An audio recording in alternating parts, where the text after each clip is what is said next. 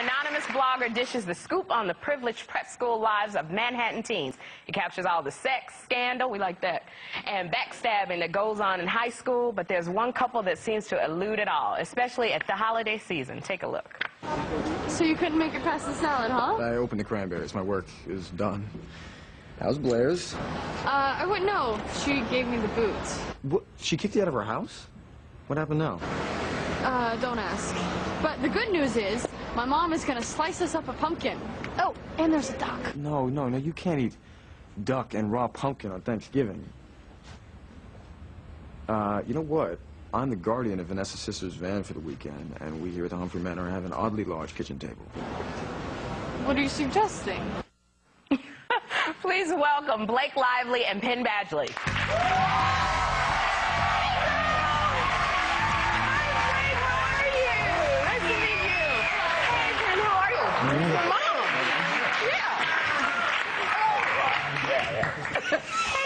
And Penn, how you guys doing? Fantastic. Wonderful. How are you? So, congratulations on the success of your show. It's doing really well.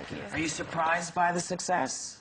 Yes, a little bit. It's a little strange to walk down the street and see the big billboards and Everywhere. Yeah. On buses, everywhere. Now, you know, there's a lot of provocativeness in the show. Yes. Sometimes parents get a little freaked out by what they're seeing. Do you feel that is too much, or do you feel like you guys really do have it under control, that it's not outrageous? Well, I mean, I think that our show takes place in a heightened reality a little bit. I think that a lot of the realism is lost in the sparkle, and it's meant to. You know, you need that. You need that for the entertainment and the grit. But this stuff does happen, and it's good because we do address these issues. It does open the door for conversation for parents to have with their children. Also, I think the kids that are engaged in the most abuse of, like, the drugs or the alcohol or the sex, I think they tend to lead the most shattered family lives. You know, you see the repercussions of it at such a young age. Yeah. You know, and I mean, teenagers are teenagers. I think there's an element of it that's very realistic, you know. I mean, it is a heightened reality, obviously, because it's television, right. But they did get it from somewhere. Yeah. And the family that's got it the most together is his family, and they don't really participate in any of that. They have very open communication, and it's... They present a contrast, at least. It's not all sex and and rock and roll. So, I'm sorry. No, I was just going to ask one, but I understand you guys have known each other a long time. Yes. Yeah. How, since you were 8? No, 11. No, 11. I was like, He thinks it was less than it was. He thinks it was 8 years. It was definitely 9. Yeah. Years ago that we knew each other. Well, now, this is so funny. You're doing a show called Gossip Girl. Yes. Now you're splashed everywhere. You're in all of the trades. What is the silliest piece of gossip that has been written, or has it been true? I think I read somewhere that I was an author and that I was writing a book. Terrible I'd love idea. to be writing a book. I'd love to have that sort of ambition. I'm not. Yeah. I'm not. I may at one point, but I'm not now. Anything? Yeah, there was an article recently saying that Leighton and I were frenemies.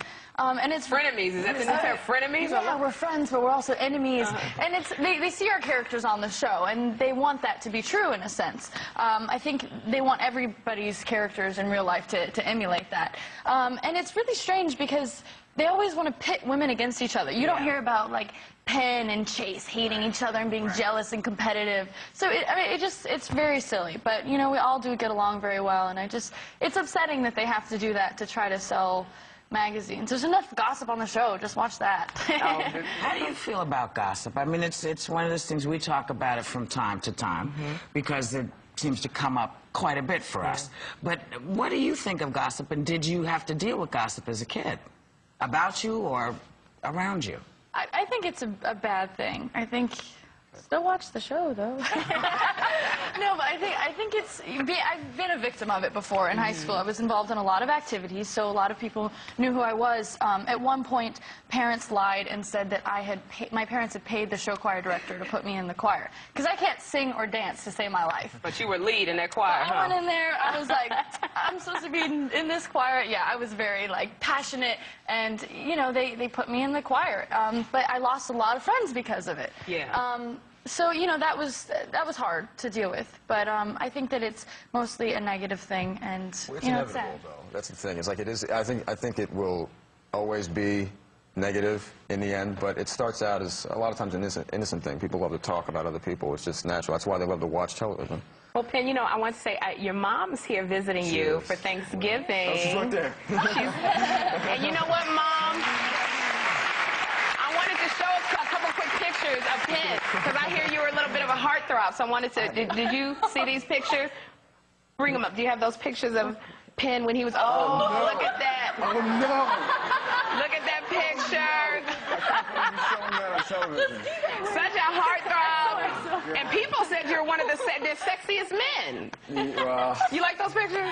You like those pictures, Mom? Framed in his house. Around his bed. You guys, thank you so much for coming here and gossiping a little bit with us. And Gossip Girl airs Wednesday nights. Check your local listings, and we will be right back.